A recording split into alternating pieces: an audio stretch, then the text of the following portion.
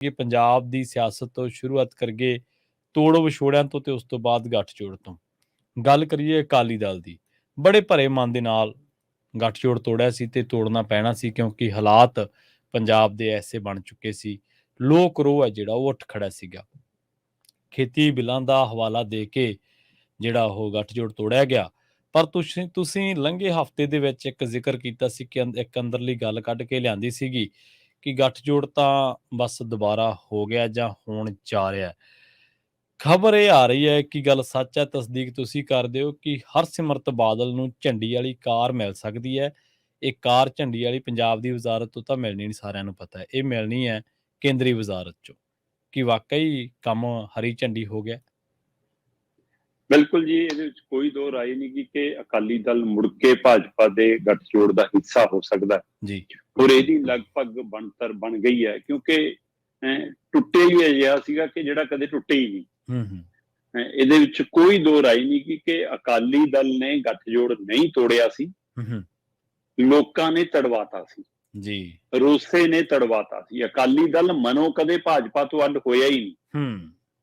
ਉਹ ਚਾਹੁੰਦਾ ਹੀ ਨਹੀਂ ਸੀਗਾ ਕਿ ਸਾਡੇ ਹੱਥੋਂ ਵਜ਼ੀਰੀ ਜਾਵੇ, ਸਾਡੀ ਦਿੱਲੀ 'ਚ ਪ੍ਰਧਾਨ ਮੰਤਰੀ ਦੀ ਕੋਠੀ ਤੱਕ ਗੇੜੀ ਵੱਜਦੀ ਰਹੇ। ਉਹ ਚਾਹੁੰਦਾ ਨਹੀਂ ਸੀ ਕਿ ਇਹ ਬੰਦ ਹੋਵੇ ਜੀ। ਪਰ ਤਿੰਨ ਖੇਤੀ ਕਾਨੂੰਨਾਂ ਦੇ ਹਵਾਲੇ ਨਾਲ ਜਦੋਂ ਰੋਸਾ ਵਧਿਆ ਤੇ ਪੰਜਾਬ ਦੇ ਵਿੱਚ ਜਦੋਂ ਆਵਾਜ਼ ਉੱਠੀ ਤਾਂ ਉਸ ਹਵਾਲੇ ਨਾਲ ਅਕਾਲੀ ਦਲ ਨੂੰ ਮਜਬੂਰੀ ਬਸ ਜਿਹੜੇ ਕਦੇ ਤੋਮਰ ਦੀਆਂ ਚਿੱਠੀਆਂ ਦੀ ਹਾਮੀ ਭਰਦੇ ਸੀ, ਜਿਹੜੇ ਕਦੇ ਤਿੰਨ ਖੇਤੀ ਕਾਨੂੰਨਾਂ ਦੀ ਵਕਾਲਤ ਕਰਦੇ ਸੀ, ਉਹਨਾਂ ਨੂੰ ਮਜਬੂਰੀ 'ਚ ਫਿਰ ਇਹ ਫੈਸਲਾ ਲੈਣਾ ਪੈ ਗਿਆ ਅਸੀਂ ਪੰਜਾਬ ਲਈ, ਕਿਸਾਨਾਂ ਲਈ ਛੱਡਦੇ ਹਾਂ ਜੀ। ਪਰ ਉਸ ਤੋਂ ਬਾਅਦ ਮਤਲਬ ਕਿ ਇਹ 9 ਮਾਸ ਦਾ ਰਿਸ਼ਤਾ ਹੁਣ ਦੁਬਾਰਾ ਜਿੱਥੇ ਜੁੜਨ ਲੱਗਿਆ, ਉਸ ਦੇ ਵਿੱਚ ਪਹਿਲ ਇਹ ਸੀ ਕਿ ਅਕਾਲੀ ਦਲ ਨੇ ਕਈ ਵਾਰ ਕੋਸ਼ਿਸ਼ਾਂ ਕੀਤੀਆਂ ਇਸ ਗੱਲ ਦੀਆਂ ਜੀ ਕਿ ਸਾਨੂੰ ਮੁੜ ਕੇ ਭਾਜਪਾ ਗੱਲ ਲਾ ਲਵੇ। ਪਰ ਪੰਜਾਬ ਦੀ ਭਾਜਪਾ ਲੀਡਰਸ਼ਿਪ ਜਾਂ ਕੇਂਦਰ ਦੇ ਕੁਝ ਲੀਡਰ ਹੁਣ ਇਹਨਾਂ ਨੂੰ ਮਤਲਬ ਕਿ ਗਿਣਦੇ ਨਹੀਂ ਸੀ ਕਿ ਨਾ 3 'ਚ ਨਾ 13 'ਚ ਉਹਨਾਂ ਦਾ ਪੰਜਾਬ 'ਚ ਕੋਈ ਹੋਂਦ ਨਹੀਂ, ਆਪਾਂ ਕੀ ਕਰਨਾ ਉਹਨੂੰ ਲਾ ਕੇ ਗੱਲ।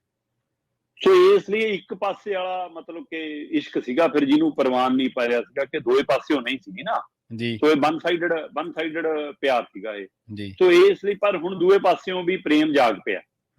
ਹੁਣ ਦੂਏ ਪਾਸਿਓਂ ਵੀ ਇਸ਼ਕ ਹੋਇਆ ਤੇ ਉਹ ਇਸ਼ਕ ਹੋਇਆ ਵਿਰੋਧੀ ਧਿਰਾਂ ਦੇ ਇਕੱਠ ਕਰਕੇ, ਵਿਰੋਧੀ ਧਿਰਾਂ ਦੇ ਏਕੇ ਹੋਣ ਦੇ ਡਰ ਕਰਕੇ ਜੀ। ਸੋ ਇਸ ਲਈ ਇਹ ਸਾਰਾ ਕੁਝ ਜਿਹੜਾ ਹੁਣ ਬੀਜੇਪੀ ਵੱਲੋਂ ਵੀ ਇਹ ਮਤਲਬ ਇੱਛਾ ਪ੍ਰਗਟਾਈ ਕਿ ਹਾਂ ਮੈਂ ਤੁਹਾਡਾ ਲਵ ਲੈਟਰ ਫੜਨ ਲਈ ਤਿਆਰ ਹਾਂ, ਤਾਂ ਇਹ ਇੱਥੇ ਕਹਾਣੀ ਆਈ। ਕਿਉਂਕਿ ਜਦੋਂ ਪਟਨਾ 'ਚ ਇਕੱਠੇ ਹੋਏ ਵਿਰੋਧੀ ਦਲ, ਉਹ ਤੋਂ ਬਾਅਦ ਬੀਜੇਪੀ ਨੂੰ ਤਰੇਲੀਆਂ ਤਾਂ ਆਈਆਂ ਤੇ ਉਸ ਤਰੇਲੀਆਂ ਦੇ ਵਿੱਚੋਂ ਇਹਨਾਂ ਨੇ 2 ਚੀਜ਼ਾਂ ਤੈਅ ਕੀਤੀਆਂ ਕਿ ਇੱਕ ਤਾਂ ਜਿੰਨੇ ਆਪਣੇ ਭਾਈਵਾਲ ਹੈਗੇ ਨੇ ਆਪਣੇ ਨਾਲ ਐਨਡੀਏ ਵਾਲੇ, ਉਹਨਾਂ ਨੂੰ ਮਾੜਾ ਜਿਹਾ ਖੁਸ਼ ਕਰ ਲਓ ਜੀ। ਜਿਹੜੇ ਆਪਣੇ ਤੋਂ ਟੁੱਟ ਕੇ ਗਏ ਨੇ, ਛੱਡ ਕੇ ਗਏ ਨੇ ਜਾਂ ਕਿਨਾਰੇ ਨੇ, ਉਹਨਾਂ ਨੂੰ ਮੁੜ ਕੇ ਅੰਦਰ ਲਿਆਓ। ਠੀਕ ਹੈ। ਤੇ ਫਿਰ ਆ ਕੈਬਨਿਟ ਦੀ, ਆਪਣੇ ਕੈਬਨਿਟ ਮੰਤਰੀਆਂ ਨਾਲ 4-4.5 ਘੰਟੇ ਨਰਿੰਦਰ ਮੋਦੀ ਦੀ ਬੈਠਕ ਹੁੰਦੀ ਹੈ। ਉਸ ਬੈਠਕ 'ਚ ਨਰਿੰਦਰ ਮੋਦੀ ਉਹਨਾਂ ਨੂੰ ਇੱਕ ਹੱਸ ਕੇ ਇੱਕ ਗੱਲ ਕਹਿੰਦੇ ਨੇ ਆਪਣਿਆਂ ਨੂੰ ਜੀ ਕਿ ਅਹੁਦਾ ਬੜਾ ਨਹੀਂ ਹੁੰਦਾ, ਕੰਟਰੋਲ ਬੜਾ ਹੁੰਦਾ ਹੈ। ਤੇ ਕੰਟਰੋਲ ਉਹਨਾਂ ਤੋਂ ਕਹਿਣ ਤੋਂ ਬਾਅਦ ਸੀ ਕਿ ਕੰਟਰੋਲ ਤੁਹਾਡਾ ਹੀ ਰਹਿਣਾ ਹੈ ਜੀ, ਉਹਦੇ ਚਾਹੇ ਆਪਾਂ ਕਿਸੇ ਹੋਰ ਨੂੰ ਦੇ ਦਈਏ, ਤੁਸੀਂ ਹੁਣ ਪਾਰਟੀ ਸੰਗਠਨ 'ਚ ਸੇਵਾ ਨਿਭਾਇਓ। ਸੋ ਇਸ ਲਈ ਜਿਹੜੇ ਮੰਤਰੀ ਮੰਡਲ ਦਾ ਵਿਸਤਾਰ ਕੱਲ ਹੀ ਤੈਅ ਹੋ ਜਾਣਾ ਸੀ, ਉਸ ਨੂੰ ਹੁਣ ਥੋੜਾ ਅੱਗੇ ਪਾਇਆ ਗਿਆ। ਹਫ਼ਤੇ 10 ਦਿਨਾਂ ਦੇ ਵਿੱਚ ਵੀ ਹੋ ਸਕਦਾ, 2 ਦਿਨਾਂ 'ਚ ਵੀ ਹੋ ਸਕਦਾ। ਸੋ ਇਸ ਜੁਲਾਈ ਦੇ ਪਹਿਲੇ ਹਫ਼ਤੇ ਤੋਂ ਲੈ ਕੇ ਦੂਜੇ ਤੀਜੇ ਹਫ਼ਤੇ ਤੱਕ ਜਾਂਦੇ ਜਾਂਦੇ ਇਹ ਸਥਿਤੀ ਸਾਫ਼ ਹੋ ਜਾਣੀ ਕਿ ਜਿਹੜੇ ਗੱਠਜੋੜ ਅੱਡ ਹੋਏ ਨੇ ਉਹਨਾਂ ਚੋਂ ਕਿਹਨੂੰ ਨਾਲ ਲਿਆਉਣਾ, ਕਿਹਨੂੰ ਨਾਲ ਰਲਾਉਣਾ। ਕਿਉਂਕਿ ਇਸ ਦੇ ਵਿੱਚ ਕਿੰਨੇ ਹੀ ਸੂਬੇ, ਖਾਸ ਕਰਕੇ ਉਹ 5 ਸੂਬੇ ਤਾਂ ਹੈਗੇ ਨੇ ਜਿੱਥੇ ਚੋਣਾਂ ਹੋਣ ਜਾ ਰਹੀਆਂ ਜੀ। ਉਹਨਾਂ ਸੂਬਿਆਂ ਦੇ ਕੁਝ ਲੀਡਰਾਂ ਨੂੰ ਵੀ ਇਹਨਾਂ ਨੇ ਹੁਣ ਭਾਈਵਾਲ ਨੇ, ਚਾਹੇ ਉਹ ਆਪਣੀ ਪਾਰਟੀ ਦੇ ਨੇ, ਉੱਥੋਂ ਵੀ ਕੁਝ ਨੂੰ ਮੰਤਰੀ ਬਣਾਉਣ ਬਾਰੇ ਸੋਚ ਰਹੇ ਨੇ ਤੇ ਜਿਹੜੇ ਪਹਿਲਾਂ ਮੰਤਰੀ ਰਹੇ ਉਹਨਾਂ ਨੂੰ ਬਾਹਰ ਰੱਖਣ ਦੀ ਕਵਾਇਦ 'ਚ ਨੇ। ਪਰ ਇਹ ਸਭ ਦੇ ਵਿੱਚ ਪੰਜਾਬ ਤੋਂ ਜੇਕਰ ਅਕਾਲੀ ਦਲ ਨੂੰ ਨਾਲ ਲੈਂਦੇ ਨੇ ਤੇ ਹੁਣ ਪਹਿਲਾਂ ਅਕਾਲੀ ਦਲ ਇਕੱਲਾ ਚਾਹੁੰਦਾ ਸੀ, ਮਲੂਕਾ ਔਰ ਨੇ ਕਿੰਨੀ ਵਾਰ ਇਸ਼ਾਰਾ ਕੀਤਾ ਹੈ ਨਾ, ਚੰਦੂ ਮਾਜਰੇ ਹੋਰੀ ਜਾਂਦੇ ਸੀ ਆਪਣੀ ਗੱਲ ਕਰਨ ਤੇ ਗੱਲ ਉੱਥੇ ਅਕਾਲੀ ਦਲ ਦੀ ਹੋ ਜਾਂਦੀ ਸੀ। ਕਿੰਨੇ ਲੀਡਰਾਂ ਦੇ ਘਰਾਂ ਚੋਂ ਚੰਦੂ ਮਾਜਰਾ ਲਗਾਤਾਰ ਨਿਕਲਦੇ ਦੇਖੇ ਜਾਂਦੇ ਸੀ ਦਿੱਲੀ ਚੋਂ ਬੀਜੇਪੀ ਲੀਡਰਾਂ ਦੇ। ਸੋ ਇਸ ਲਈ ਇਹ ਚਰਚਾ ਵੀ ਸੀ ਕਿ ਇਕੱਲੇ ਨਾ ਚਲੇ ਜਾਣ ਕਿਤੇ।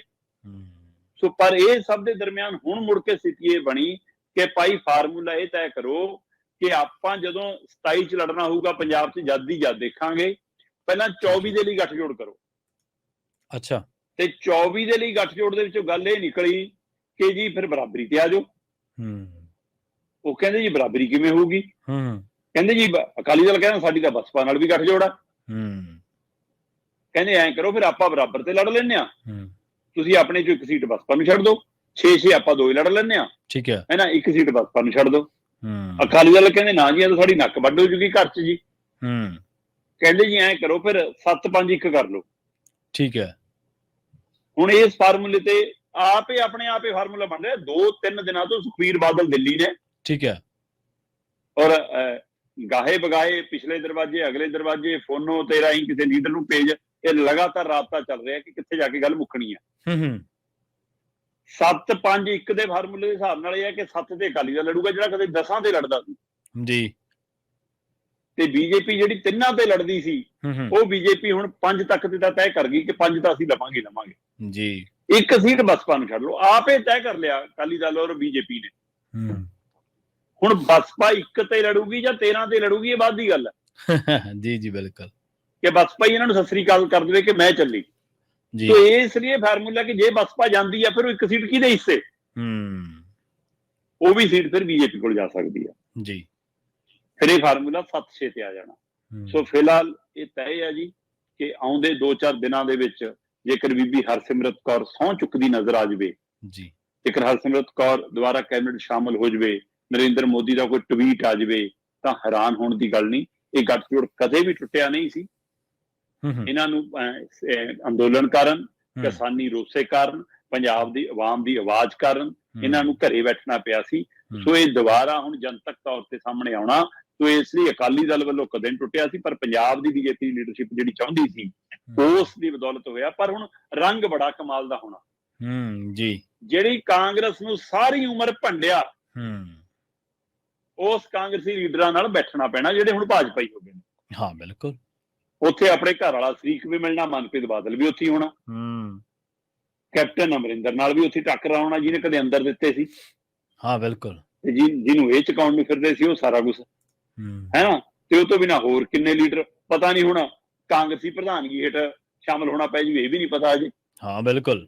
ਤੋ ਇਸ ਲਈ ਇਹ ਸਾਰੇ ਵਰਤਾਰੇ ਨੇ ਸਥਿਤੀ ਹਾਸੋਹੀਣੀ ਬਣਾ ਕੇ ਰੱਖ ਦਿੱਤੀ ਹੈ ਕਿ ਸਿਆਸਤ ਕੀ ਨਹੀਂ ਕਰਾ ਦਿੰਦੀ। ਤੁਸੀਂ ਇਹ ਅੰਦਾਜ਼ਾ ਲਾ ਲਓ आज जो कुछ महाराष्ट्र च होया प्रवीण जी, हाँ जी, कि अजीत पवार दे नाल जिहड़े गए वो सारे ईडी दे निशाने ते ने जी। उन्हां चों एक तां 2 साल दी जेल कट के आया वा जी। हुण ओह दुत्त है क्योंकि बीजेपी दी मशीन च ना लिया। तो इसलिए सियासत च कुछ भी असंभव शब्द नहीं है, कदे भी की वापर जाए। तो इसलिए हैरान ना होए जे आउंदे चंद दिनां च बीबी हरसिमरत कौर बादल मुड़ के मोदी कैबिनेट दा शिंगार हो जाए। ਜੀ ਜੀ ਜੀ। ਦੇਖੋ ਸਿਆਣੇ ਕਹਿੰਦੇ ਸ਼ਰਮਾ ਜੀ, ਸਿਆਸਤ ਦੇ ਵਿੱਚ ਸਮਾਂ, ਸਥਾਨ ਤੇ ਸਥਿਤੀਆਂ ਕਦੇ ਵੀ ਇੱਕੋ ਜਿਹੀ ਨਹੀਂ ਰਹਿੰਦੇ। ਜਿਵੇਂ ਤੁਸੀਂ ਜ਼ਿਕਰ ਕੀਤਾ ਨਾ ਕਿ ਪੁਰਾਣੇ ਕਾਂਗਰਸੀ ਦੀ ਪ੍ਰਧਾਨਗੀ ਦੇ ਵਿੱਚ ਹੀ ਜਿਹੜਾ ਜੁਆਇਨ ਕਰਨਾ ਪੈ ਸਕਦਾ ਗੱਠਜੋੜ ਨੂੰ, ਤਾਂ ਬਿਲਕੁਲ ਉਹ ਸਥਿਤੀਆਂ ਬਣਦੀਆਂ ਜਾਂਦੀਆਂ।